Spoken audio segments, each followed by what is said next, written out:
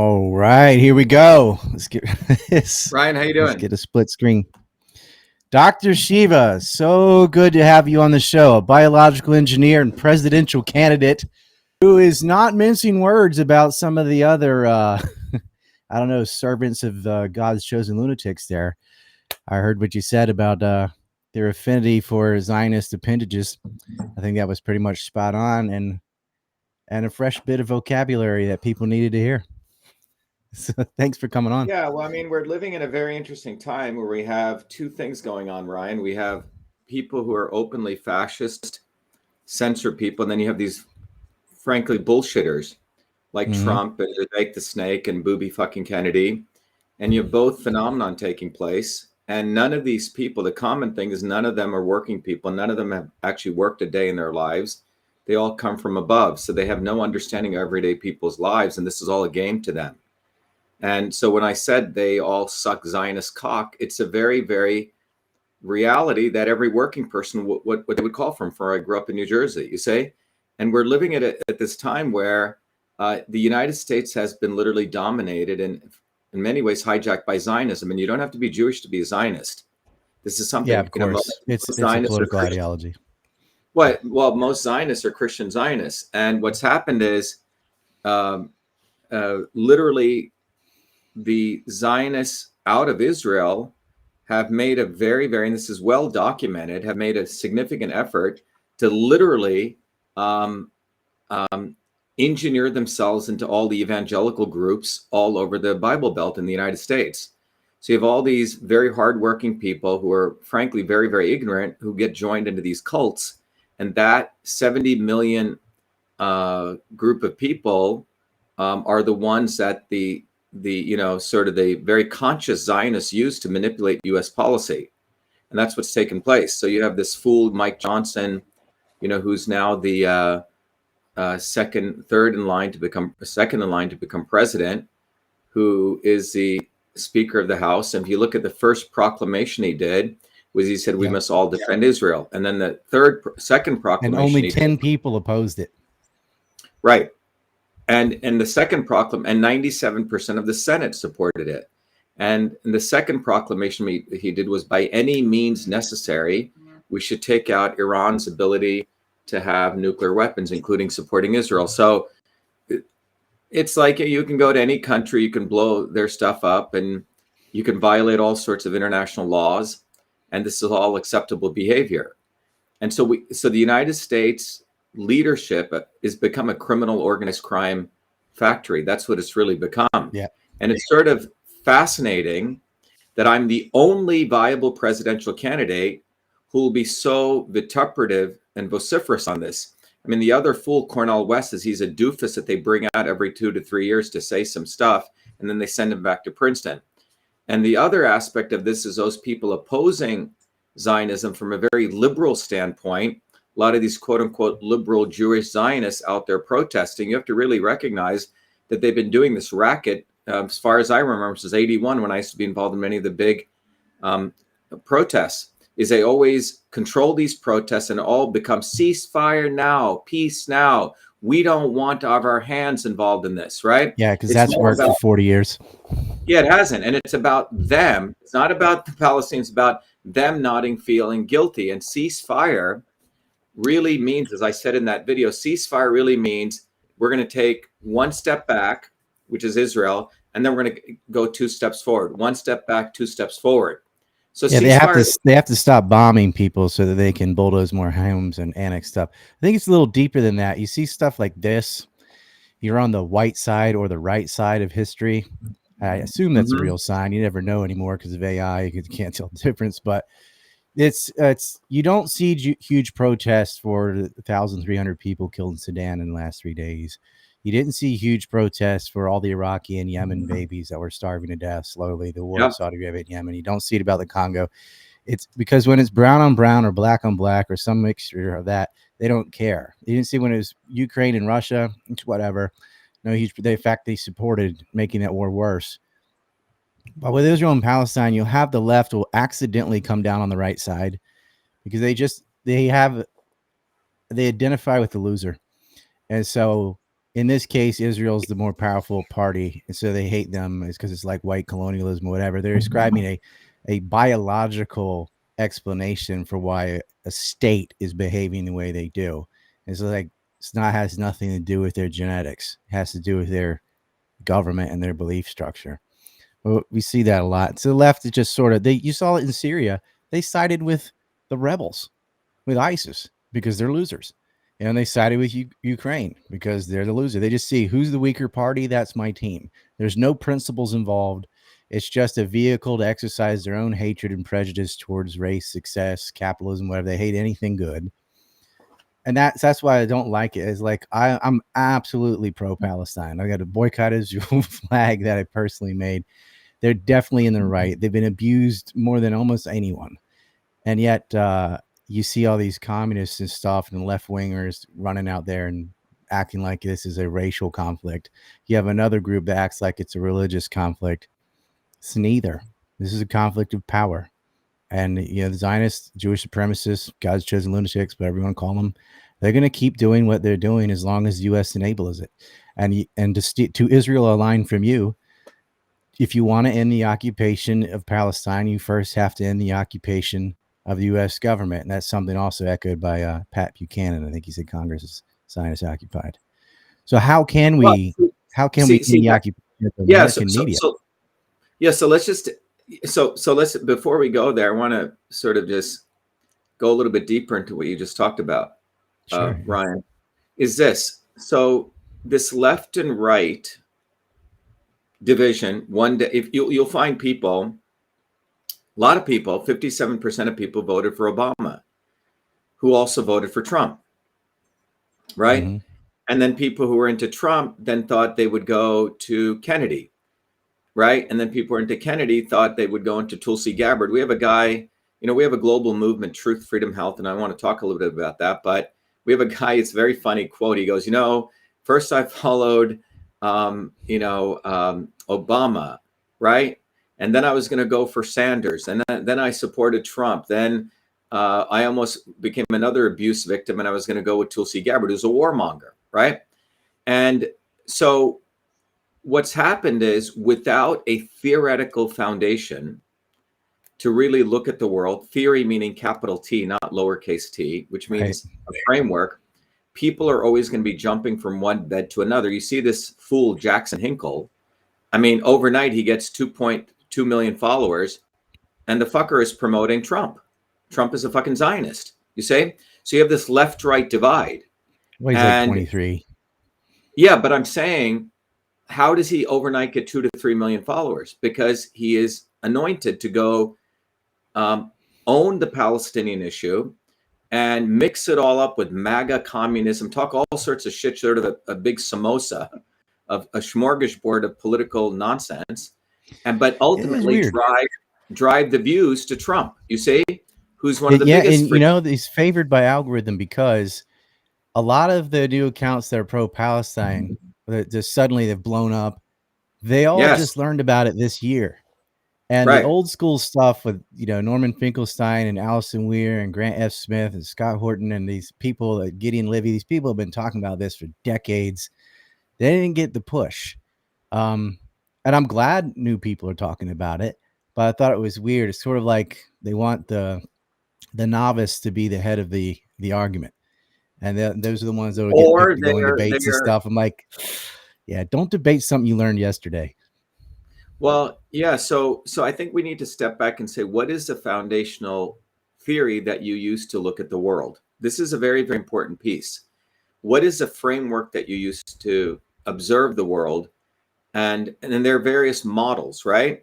And the thing is, which gives you the most closest view to look at reality?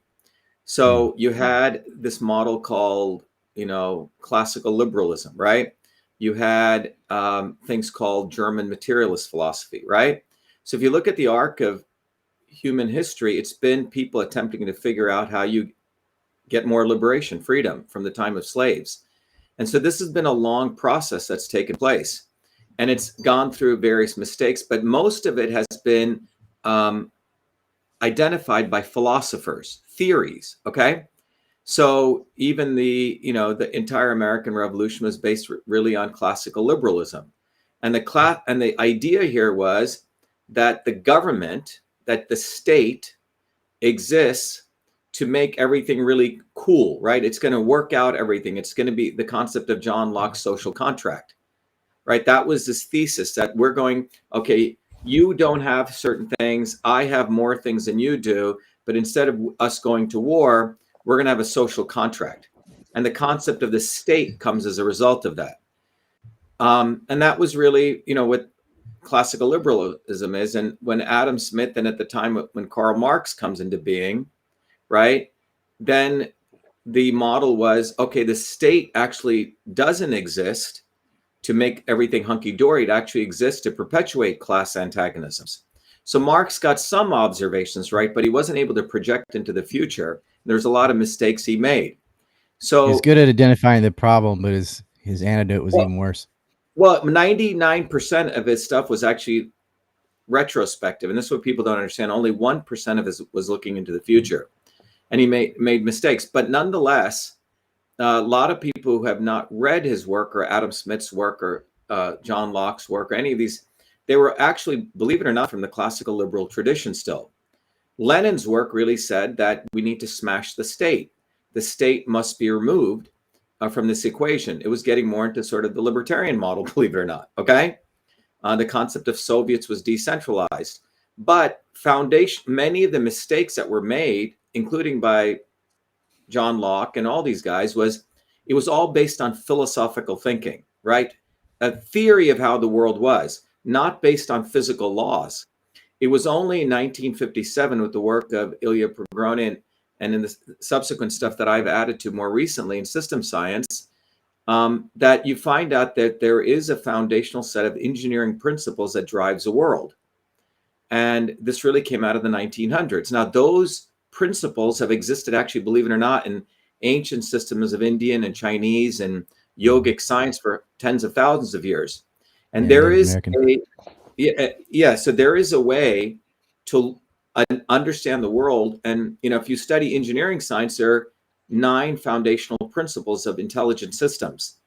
And those principles are what we use to build a microphone, to build an aircraft, to build everything we have around us today that are based on material reality. And so, in 2007, when I finished my PhD work, I went back to India and I was able to intersect the world of engineering systems science with ancient systems of, believe it or not, traditional medicine. And they're based on these same 9 principles. Now, system science is what Henry Kissinger learns, what George Soros contributed to. I used to teach at MIT. It was the most popular elective I used to teach. So engineering system science provides you a very foundational way to actually see things as they are. You can apply these 9 principles to your body. You can apply to any instrument we have around us. You can apply to political systems. And what emerges out of that is a concept of a self-organizing system, which leads to the fact that the only way systems move through really what are called phase transitions, or you call them revolutionary change, is when it's bottoms up organized. It's not top down. It's not by politicians, any system in the universe. So in the late 1800s and 1900s, the movements that really profoundly changed the world, even in the United States, was these bottoms up movements, many led by women initially, working people. And those movements were not called left or right. It was people just being abused. They started organizing. And by the early 1900s, 1930s, those movements took a ferocity that they scared the shit out of the liberal elites, in that case, Franklin Roosevelt at the time. So they were forced to give working people basic rights, like eliminate child labor, certain infrastructure, clean water, clean air, all this kind of stuff, highways, roads, all of this stuff came out of that period. And by the a lot of that was violent too. Blair Mountain Rebellion thing. It wasn't people running around in the streets with pink pussy hats. It was guys with guns. Exactly. But they were not terrorist movements. They weren't some guy taking a gun. Yeah. These were popular movements, bottoms up, like you said, Blair Mountain.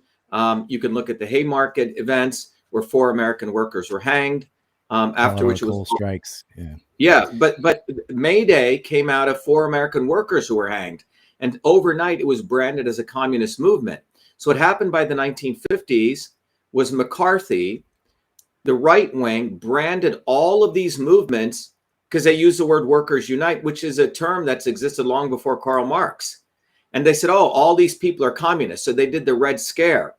And then the left, so-called left-wing mafia, the left-wing liberals took over all these emerging organic trade unions, and they became genetically engineered unions, you say? So by the 1970s, there were no more bottoms-up movements. There were close to 250 million people striking in 11,000 strikes. And all of that has been wiped out of American history now. So between 1900 there's to no Labor Party. There's nobody standing up for workers anymore because of the scare. Nothing. Like, oh, do you want to be? Nothing. You want to get rid of private Right. property? Like, no one's saying that.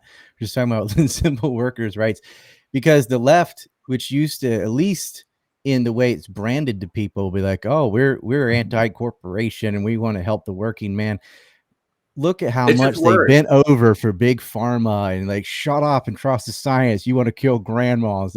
They went overboard, you know, we could say balls deep on the corporations. And that was from the left. They didn't care about free speech. They all supported censorship. And the right's doing the same thing right now, that there's protests that are pro-Palestine. Like, these people need to be censored. That neither party believes in free speech, and neither party is promoting the general welfare or standard of living for working people. They take their money and they send it to Ukraine and Israel. Yeah. But the reason I wanted to share that history is when you take a systems perspective, the late 1800s were the great upheaval, the early 1900s, and women right here in Massachusetts led some of the biggest protests at the, in the Lowell sweatshops, right? And these labor movements were what scared the hell out of the elites. So the right-wing McCarthy movement wasn't really against quote unquote communism. It was against the American working class rising up. But between 1900 to 1970, like I said, there were close to 11,000 strikes, 250 million on the streets. And those movements are why, as the GDP grew, all of every income quartile's wages grew. But since 1970 till today, there's been no movements, right? 900 strikes, maybe 2 million people in militant protests or in any protests. So that's what they do not want. They are fine students going and protesting, let's say, for Palestine. That's okay. But they do not want working people taking to the streets. If you look what happened in Egypt, I don't know if you remember this, there was the Arab Spring. Back-to-back revelations. Yeah, so there was Arab Spring where millions of students were coming out against Mubarak, the dictator of Egypt. And that was fine. And they allowed it. But there was one day, if you go remember, working people took off from work, bakers, electricians, plumbers, school teachers, and they joined the students. Within hours of that happening, Mubarak called up Vodafone and he shut down the entire internet in Egypt. So although those people we have to support, it is when labor comes out to the streets in support of Palestine, or when American workers start striking, that's what puts the fear of God into these people. They do not want a labor movement. So the entire labor movement has been taken over by a bunch of mobsters, by so-called the Kennedys and the Bernie Sanders and scumbags like this. So this is it's not the dialectic, it's a double teaming. The right wing, anytime you say, oh, I'm building a bottoms up movement, workers unite, oh, you must be communist. And then the left wing takes that vacuum, like Bernie Sanders, AOC, all these scumbags, and they've taken over the labor movements and they sit on it. And that's what's happened. And because of that, Wall Street, for example, is run by both wings of the establishment. But what's fascinating about the issue of Zionism is the swarm, as I like to call it, the elites love Zionism because they all unite on it. It's this amazing issue that you can see the unity of the left and the right. Bernie Sanders to Booby fucking Kennedy to Tulsi Gabbard to Donald Trump, all of them. And I think in an unfortunate but fortunate way, this is the litmus test of where you can figure out who's really for labor and who's really for working people in this country. Because Zionism ultimately serves imperialism. And to me, it's the issue of our time. By the way, We just got, that video that I did people have been just taking it and cutting it. I think it's got like 20, 30, 40 million views. So TikTok, as you know, is run by China. China has a very close relationship with Israel. Very, very I'm sure you're close. banned on that. We just got banned literally about an hour ago because of Congratulations. that video. I've been on there for 15 years. Never been thrown off. Boom, we're thrown off because we attack Zionism, right? You get flack when you're over the target. Exactly. I was the first blanket banned person. I was getting banned in 2005 off MySpace, 2008 off YouTube for the first time. I say on and on, because you can't talk about Zionism. Like it is the litmus test. It's like, okay, some of you are coming around on Ukraine because there is no chance they're winning that war anyway. So you're on to the next thing. Some of you came, maybe Booby Kennedy, as you call him, he was better on COVID than the rest of them. But no, he wasn't. Let's talk about better about him. Better than the rest of them. No. Let's talk about him. This is really, really important to understand this, because when you take a systems approach, we won't get fucked by Booby, okay? Because let me tell you why he's a fucker. Look, I've been involved as a scientist. I still do research every day in the immune system. In 2019, I was called by the National Science Foundation to give their lecture. It was a lecture on the modern theory of the immune system. I think you started the Fire Fauci hashtag even before you started the Fire Fauci hashtag. Yeah. Now you got to understand, I have all the MIT credentials. I've written papers in the leading journals. So it's not like, but I do understand the immune system, and the modern theory of the immune system that I've developed, I've written on, it's a much more complex model of the immune system. It's the gut microbiomes involved, your vagus nerve, the interferon system. The original model of the immune system that was used to promote vaccines came from a 1915 model, Ryan, 1915, which was just, you have the innate immune system, which is everything visceral in your body and your mucous membranes. So if someone sneezes on you, that's the thing that gets kicked in. And then you have your adaptive immune system, which creates antibodies, essentially a two-box model. Mm-hmm. The immune system, and that's why John F. Kennedy, we have to understand, and we have to understand the Kennedys, because we have to get out of this organized crime syndicate. That John F. Kennedy was not a nice human being. He was never supposed to even be in the Navy. He wasn't allowed because he had VD, venereal disease. He was a reckless human being. His father, Joe Kennedy, was an organized criminal, made the calls because he wanted him to become president so he can get into the Navy to weave a story. And then he had one of the biggest blunders, blew up PT-109. And then he was saved from that, again, from his father, who spun the story as though his son was a major war hero, wrote the book for him, or had ghostwriters, right, called Profiles in Courage. So they really created this character, created the whole Camelot thing. But we have to understand the Kennedys, the CIA, FBI, they're all different organized crime wings. So I find it fascinating. Everyone's, oh my God, Kennedy, he got killed by the CIA. Who the fuck cares? Because ultimately, John Kennedy he was the biggest imperialist on the planet. He's the one who started all the stuff in South America and Vietnam. He's the one who allowed the warmonger Kissinger into the White House. But the spin, Camelot, royalty, come on, we live in America. They did all this scheming to reframe this thing. Now, Kennedy is the one who created the 1962 Vaccination Act. I don't know if you're familiar with that. The 1962, that's what created the CDC elements for vaccines. It's the one that created this massive government bureaucracy. 24 years after that, people were getting injured from the vaccines, and they were suing people in federal, state courts. And instead of supporting them, the brother, Ted Kennedy, who killed a woman here in Massachusetts, was instrumental. He was a sponsor of the bill on the Senate side for the National Vaccine Injury Program, which euphemistically meant we were going to protect pharma companies. So they made sure no one could ever sue pharma companies for vaccine injuries. Ted Kennedy, another Kennedy, and then they created more government under Health and Human Services of vaccine courts. All right. So now Booby comes along, who knows nothing about vaccines, by the way. He was all taught by a guy back-ended by a guy called Mark Blaxell, who lives right here in Cambridge, who's one of the biggest pharma consultants for 20 years. And he's the one who took over the emerging medical freedom movement.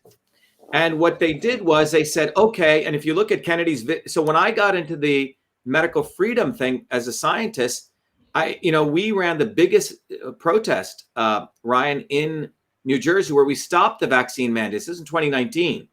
Kennedy came around in his little SUV where everyone is supposed to pay homage to the vaccine injured, does his little round. And he was saying, oh, we shouldn't do a protest. Dr. Shiva is going to piss off the Democrats who I'm trying to negotiate with. Backroom deals. But it was our militant protest that's forced the tabling of the bill. So as you start doing research on him, by the way, I've done a movie with him. I used to be in Malibu. I've been in all these worlds with these fools. He endorsed Hillary Clinton not once, not twice, 3 times. Did you know that, Ryan? 3 times. I know. I just say he's better than the other ones. I didn't say he was good. I know. But one fucking Lucifer is it to say they're better. We got to stop this language, because the reason we're in this situation is the better of two evils is resulted in the life expectancy of children going down over the last 80 years. I'm not in this. I'm talking about other people's perspective, not my own. Like, I don't want nothing to do with That's what I'm saying. To those other people listening, the lesser of two evils model. So if you draw a graph from 1980 to today, the life expectancy is going like this. So if you have a child, your child will live a shorter lifespan than you. And this is not because of vaccines. It's not because of dirty water. It's not because of the healthcare. It's not any one thing. It's a systems issue, Brian. Right. It's a whole bunch of things that have been done by left and right. And so that's Booby right. Kennedy knows this. He knows the concept of the not so obvious establishment. And what he's done is he thinks he's very clever. So he says, I vaccinated all my kids, but I want full vaccination of all Americans. If you go to rfkexposed.com, we found that video one of his former coworkers gave to us. And he believes in full vaccination, but Booby's going to do it, guess how? Through safe Didn't he want to jail people for not agreeing with him on climate change? Yeah, but going back to COVID, he thinks he's going to make safe vaccines. So somehow he's going to take all this corrupt institutions. So you see, he's still in the lineage of his uncles. He's not saying we should repeal the 1962 Vaccination Act, which is the thing that gave government the right to have right say over your body. That's a fundamental issue. We need to repeal the 1962 Vaccination Act. There can be no compromise on that. So on COVID, in the middle of March of 2020, to me, to speak truth, you got to speak it at the right time. March of 2020, if you remember, was the turning point. And what did he do in March of 2020? He was promoting lockdowns. He said lockdowns are good. They'll stop the spread of COVID and will protect the climate. Right? Trump is promoting lockdowns. Fauci. So we have to really, so when, we had to do the education. I lost 20% of my followers, all these women who want to bang Kennedy and probably, they give him a ton of money. But the point is, now with the Zionist issue, people are saying, shit, Dr. Shiva was right. Because the Zionist issue is very clear. They can try to manipulate people on medical freedom, but Zionism shows that you stand with big pharma, you stand with the CDC, you stand with big money. Israel, Israel vaccinated the shit out of all their people, collected all the genomic data. They gave the Lifetime Achievement Award to Albert Bourla, who's a chairman of Pfizer. So, part of that too, why they went gung-ho on the vaccine is because it was a way of denying Palestinian rights, because they would only give it to their own ethnic group, and you weren't allowed to open your store or drive or have basic rights unless you had this vaccine passport type of thing, which they wouldn't give to the lesser thans. And so it was a way of delineating between there's a pecking order of different Jewish groups, and then at the bottom is all the non-Jews. But yeah. Serendipitously, it might have been to their benefit because they didn't get vaccinated. I see. Yeah. But they took advantage of a lot of Jewish people. We had a number of people in Israel, part of our Truth from Health movement. They were saying that how the amount of immense pressure they were under, the subjugation that they were under in Israel. But they collected massive amounts of genomic data that they want to use, right, to build genomic profiles on, let's say who gets injured more, that kind of thing. But Bourla, who's also a Zionist hoodlum, was honored with the Lifetime Achievement Award by Netanyahu. So, and that's who Kennedy's supporting. So you're supporting Zionism. I mean, the contradictions are just so immense. Ryan, I think that's why the Zionist issue is such a powerful issue. I have a But super tough question for you.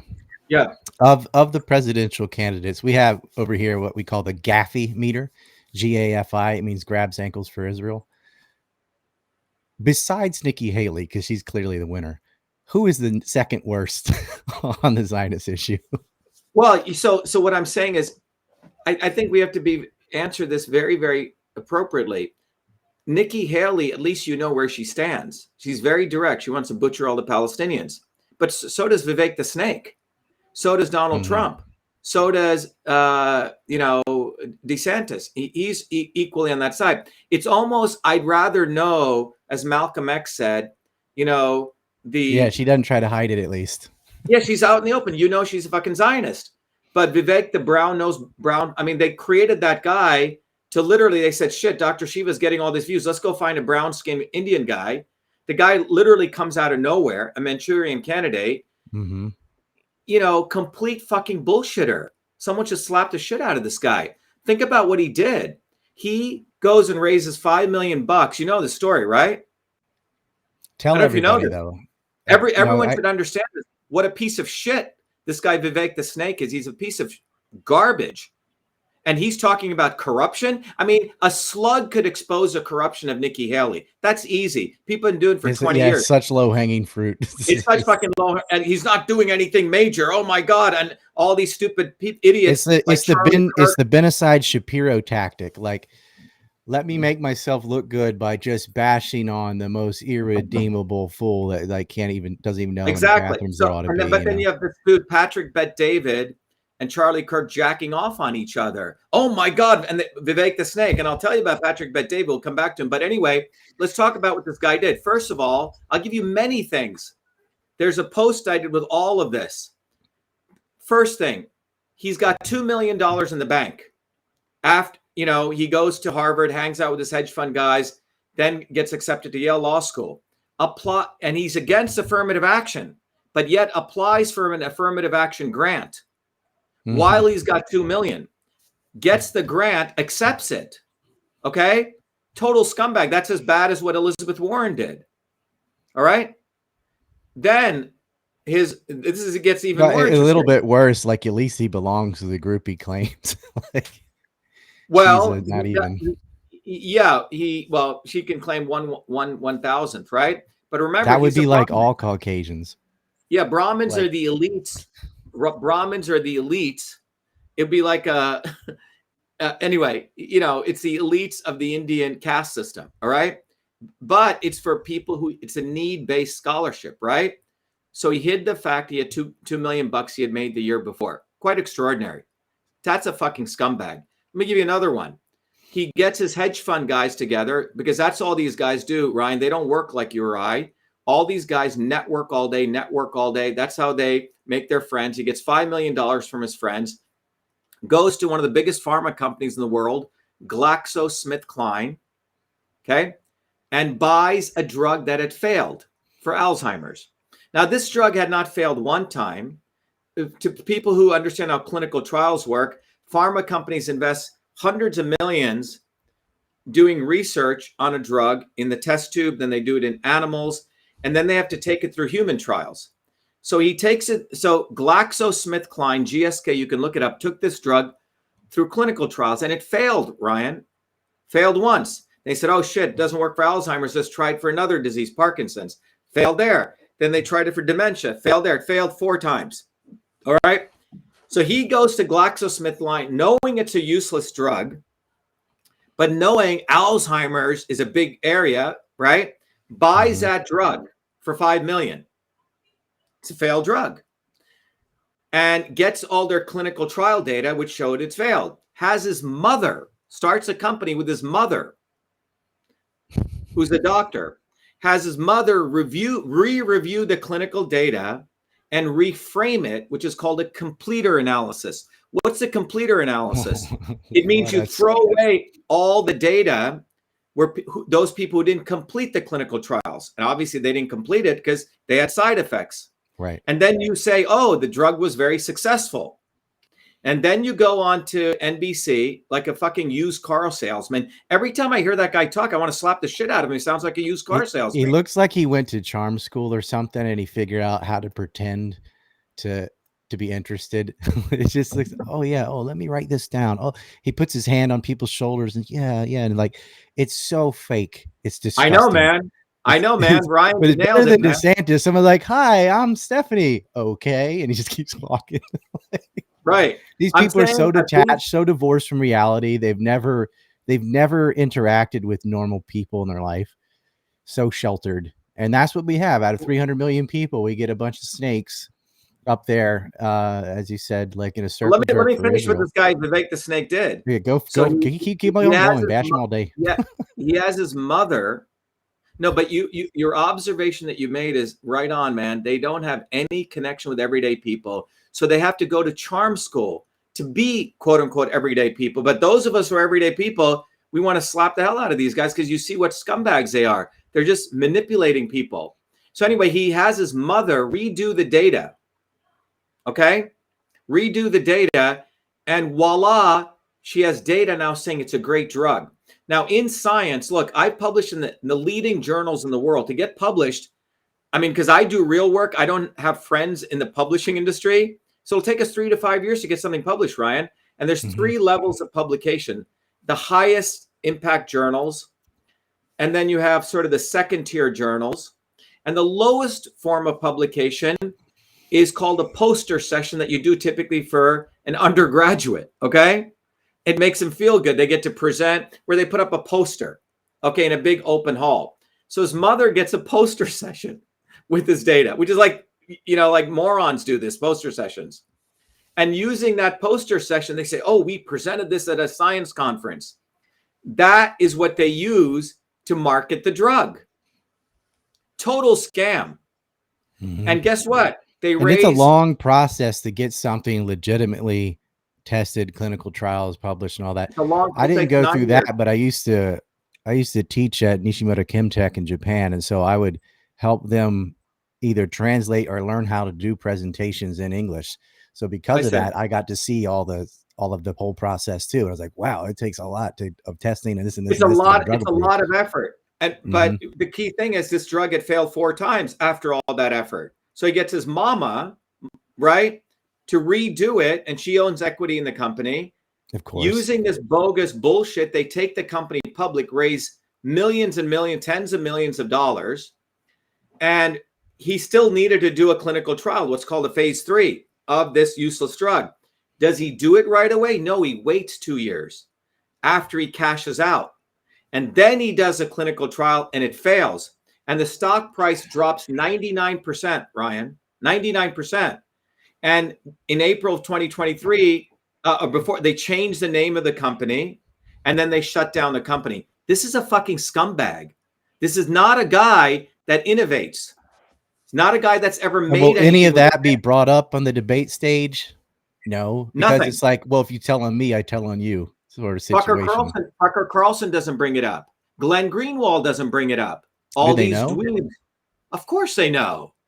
What? These guys are investigative reporters and they don't know? The Intercept, all of them know. And what I'm saying is, in some ways, you like a Nikki Haley. You like a DeSantis because you know they're going to fuck you.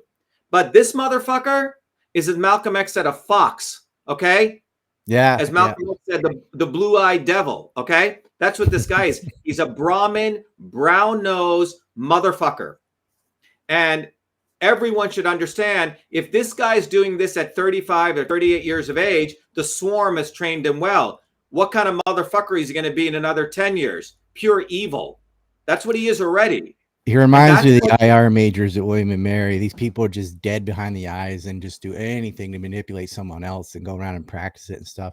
So insincere and empty. And yet you can spot that kind of psychoapathy in a lot of people. But I mean, all these candidates have a track record of just utter dirt, just utterly just screwing people, stabbing people in the back. How did we get to a point out of a 300 million person population that the only 5 or 6 allowed on the debate stage is this trash? Do we not have anyone? There's only one way out of it, but like Brian. there's something filtering it. there's only one way out of this. In 2020, we won our Republican Senate race here in Massachusetts. If you remember, I was the one who exposed the election fraud. We're the ones who discovered the backdoor portals into Twitter in my federal lawsuit, which we got federal injunctions. And none of these guys covered it because I was independent. I wasn't in the left or right camp. They always will give limelight to a fucker Carlson, okay? He's part of the intelligence agency, who comes 2 years later and puts on this face. Oh my God, is that true?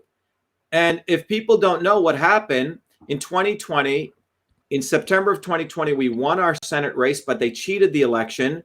We won. There's 9 counties in Massachusetts against O'Connor. Yep. We win and the guy was nowhere. He didn't even have one lawn sign up. We had 20,000 lawn signs up. We raised $2 million in a primary. And when the election results come in September 1st, 2020, in the hand-counted paper ballot county called Franklin County, predominantly white working class, we win by 10 points. In every other county, Ryan, it was 60-40, 60-40, 60-40, 60-40, and all those other counties used the machines. And that is when I had to put my hat on as an MIT engineer, and I discovered the machines have the ability to flip votes. And in order to validate that, I would need to get the ballot images, the images that are generated when the paper ballot goes through and it creates an image. Well, the state of Massachusetts said they deleted the images in a series of 4 email interactions, which I shared on Twitter. And I said, Massachusetts deleted ballot images, million ballot images. I was thrown off after the government of Massachusetts contacted Twitter because that tweet was going viral. How did they do that, Ryan? It came out in federal court proceedings where I cross-examined with the judge that the government, after CISA, created backdoor portals into all of these social media companies. All right? We discovered that. We told Tucker Carlson. We told Glenn Greenwald. They concealed it. And if people go to winbackfreedom.com, everything's out there. Then in May, we found all the playbooks created at Harvard, the Belfer School, which gives itemized manual of how you will blacklist a U.S. citizen, how will you use this portal to suppress and annihilate them. The judge was appalled at this. The judge wanted me to strike a deal to simply get back on Twitter and not expose all this. He seals the lawsuit, Ryan, and wants to strike a deal with me. I refuse. Then he wanted to sanction me. So but all of this we did in 2020, man, 2021. And fucker before Carlson the Twitter files, and there was a lot of way paper before. shredding there because they had Barry Weiss was one of the people that was in charge. Exactly. And so she was hiding all the worst stuff. Some slipped through just because of the sheer volume. But yep. Schellenberger, Matt Taibbi, all intelligence agents. So whenever the real stuff gets exposed by independent guys like us, the establishment has all of these people who try to come in and hijack the story so they can control and do what's called a limited hangout. And that's why fucker Carlson exists. He comes from an intelligence agency family. His father is the one who created the disinformation organization of the US government to fuck up other countries. This guy's no different. So people need to understand fucker Carlson is not your friend. And so fucker Carlson, Joe Rogan, Booby Kennedy, Trump, Vivek the Snake, at least Nikki Haley, you know where the hell she is. But all of these people are created as a fly trap. So as Americans start getting disgruntled, they don't build a bottoms-up labor movement. They get stuck to these guys, Ryan. That's the psyop that's done. On the left and the right. So Bernie Sanders, same thing. All these young liberals think, oh, Bernie is going to fight for us. Well, he fucked you because he hugged Hillary after he said he wasn't going to do that, right? So that's what's going on. No, he's a warmongering lunatic. If you look at his voting record, I mean, they all act like he's anti-war. No, he's not. No, exactly. But he wanted to invade Libya. He supported the war in Syria. He voted to finance the Iraq War 3 times. Like, what are you talking about? The system's dynamic, though, Ryan, is people understand the physics of this, then they won't go jumping from bed to bed and be political prostitutes. I think I mentioned this. A very good friend of mine, very smart woman, neuroscientist out of Harvard. She was running all of Bernie's campaign for New England. And this was in 2016. She said, Shiva, you're anti-establishment. You should support Bernie. I said, Bernie's going to fuck you, Lori. He's going to do exactly what Jesse Jackson did. Mark my words, on the floor of the Democratic Convention, he's going to give some speech and he's going to hug Hillary. She goes, he'll never do that. She ran out of my house. calling me all sorts of names, saying I'm too critical. It's exactly what he did. So when you understand the fact that the swarm, they had like a 93% overlapping voting record, him and Hillary. Oh yeah, right. Like he is Hillary.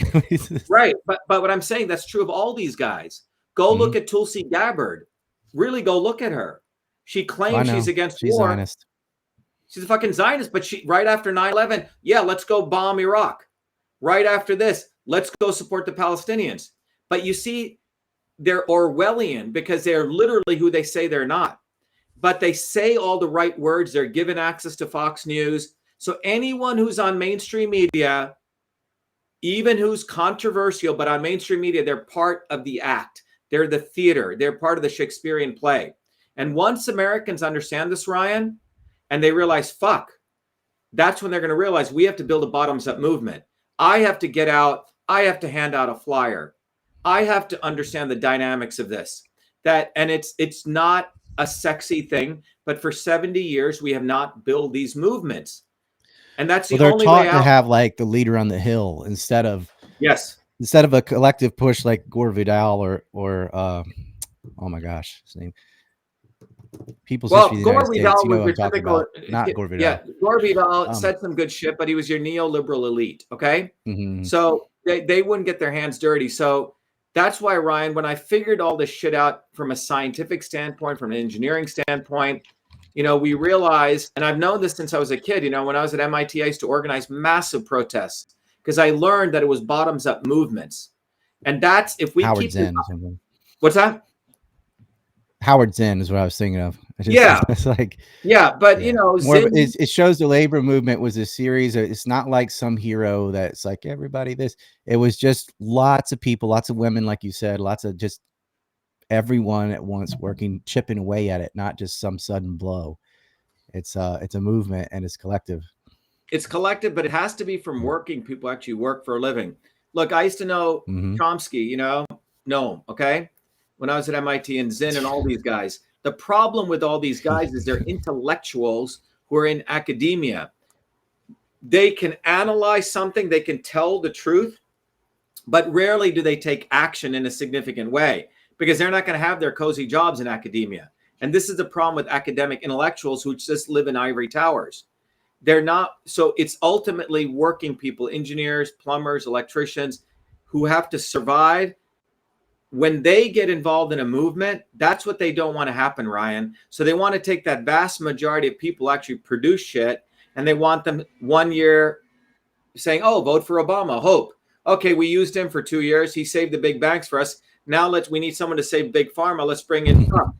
Oh, okay, we're done with him. What the fuck do we do now? Okay, now, in my view, the elites are desperate. They don't know what the fuck to do. And you see it in the GOP debates. It's not like they have a clear person. So they're trying a brown nose, big pharma brown noser here. Then they got over here, Trump out in the outskirts, right? They're actually in desperation. And it's because, over since 2020, we've been exposing the not so obvious establishment, Ryan. The critical thing is it's not the obvious establishment. It's the not so obvious establishment. And that's why the controlled opposition. Yes. Here's Chomsky. Here's what he wanted unvaccinated to just remove themselves from society. Right. So this is a problem. You say when you're an intellectual and you're living in the intellectual world, you may say, oh, the elephant has a tusk, but they don't see the elephant's tail. They don't see the ears. They're looking at a part. They're reductionist in their thinking. They're not systems guys. Orwell. Yeah. You can't. I want to bring it back to Satan Yahoo. That's a good term. People just take a look at this. Israeli victim of rave massacre buried outside cemetery due to incomplete conversion to Judaism. How sick. And she was probably killed by the IDF, as we have all the evidence now of tanks and Apaches just clearly just mowing down everybody. Your corpse is not even good enough to be buried in this land because you weren't Jewish enough. That is so disgusting. God's chosen lunatics. And now we've got Satan Yahoo, who is already on corruption charges for trying to the little bit of division of powers that were left away from the Supreme Court and the courts. And he's also under graft charges, and one of them is from receiving gifts from Arnan Milchan, the executive producer for the JFK movie and the largest arms dealer to Israel. These two worked together in the past through Heli Trading Company. Arnan Milchan was smuggling Krytron triggers from the United States and sending them to Israel, something you need for nuclear weapons. And on the other side, on the receiving end, was Netanyahu. And then he ends up becoming prime minister. This is all coming to bite him in the ass, but not for the right reasons. They don't want him out because he's butchering babies in Gaza. And it's all about, it's just his political rivals, the Ehud Barak and the rest of them, that want him out because it's a power grab. Like, oh, this guy's guilty. He's going after the courts. I don't think he's going to survive another 3 months. But you said earlier in this talk, you were talking about how they want to go after Iran's nukes that don't exist. It's really funny that they've been threatening to use Israeli nukes, which the United States acts like they're just ambiguous about it. Like, what nukes? Israel doesn't have nukes. Now suddenly, okay, they have nukes and they might use them against Iran if Iran threatens them.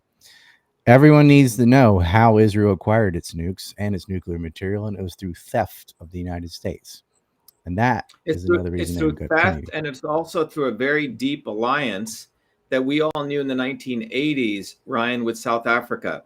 So in 1980, yep, a major report came out with the South African intelligence agency, Mossad in South Africa, developed 250 nuclear weapons. This was in 1984. So they've had nuclear weapons for a long time. Getting back to this point, right?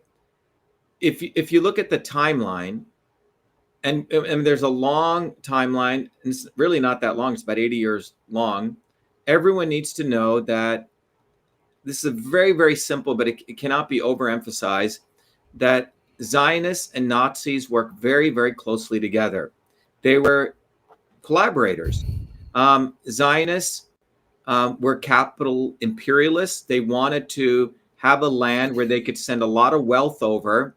And it was a way for Nazis to send wealth over. Their Havre agreement that was signed was between... up until 39. Yep, 39. But in 1933, you had people like Adolf Eichmann working very, very closely with Zionists.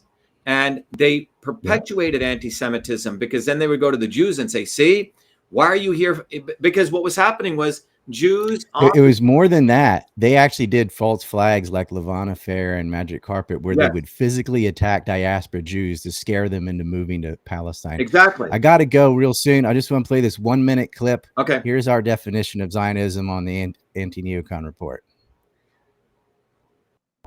Zionism, fascism with a mythological rationalization for terrorism and territory. It's difficult for normal people to fathom the mindset of psychopaths. It is hard for sane people to understand the fanaticism of the God is a real estate agent crowd. And for some reason, so long as a group can maintain victimhood status, they can deflect and excuse their current abhorrent behavior. The individuals who would make up the first Israeli government and institutions were the same people who formed terrorist organizations, where by any means necessary, they would get Jews to move to Palestine, even if it meant working with the Nazis, even if it meant murdering children. The Haganah, Irgun, and Stern gangs were involved in terrorism well before the creation of Israel. It was not on purpose, but it just happened to segue beautifully with the clip I had prepared when you're talking about their relationship. So I mean, I think if, Ryan, a couple of points, just 30 seconds before we leave, I want to just emphasize to people what you just shared.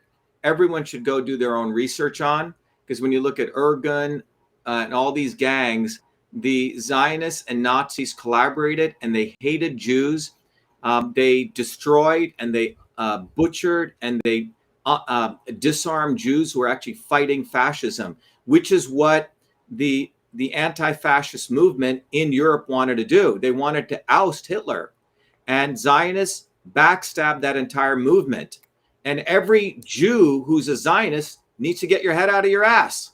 Listen very carefully. Zionists fucked the Jews up in Europe, and they collaborated with Hitler. So for God, they murdered them in Palestine too. Look up the SS Patria, everybody. I got films on it.